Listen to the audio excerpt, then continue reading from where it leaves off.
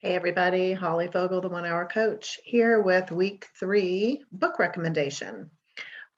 This is probably the most recommended book that I have ever read and then recommended. I've done several book studies with this book, and it's one that I tend to read year after year. This book was given to me by my mother back in 2008. Dearest Holly, may this only add to the knowledge you have already gained through your years of reading. Love, Mom, January 2008. And it is The Four Agreements. This little book has completely transformed so much of my thinking over time. It's a little Toltec wisdom book by Don Miguel Ruiz. You may have already read some of his other books.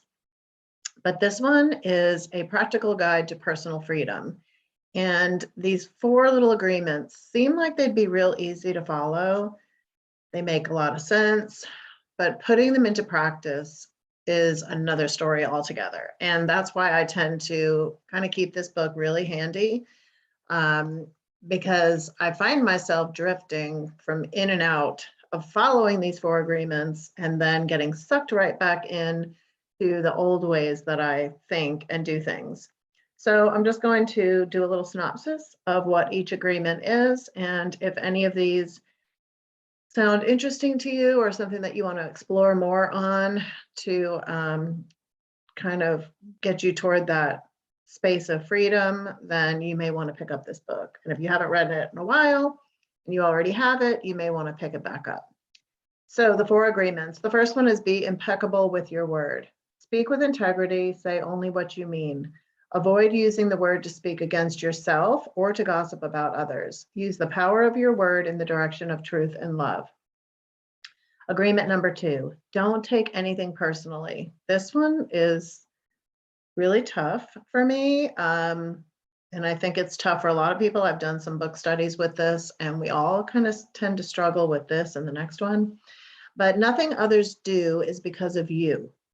What others say and do is a projection of their own reality, their own dream. When you are immune to the opinions and actions of others, you won't be the victim of needless suffering. Really good chapter on that.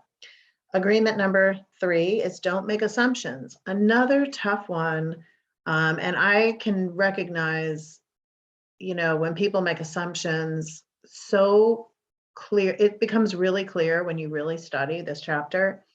Find the courage to ask questions and to express what you really want. Communicate with others as clearly as you can to avoid misunderstanding, sadness, and drama.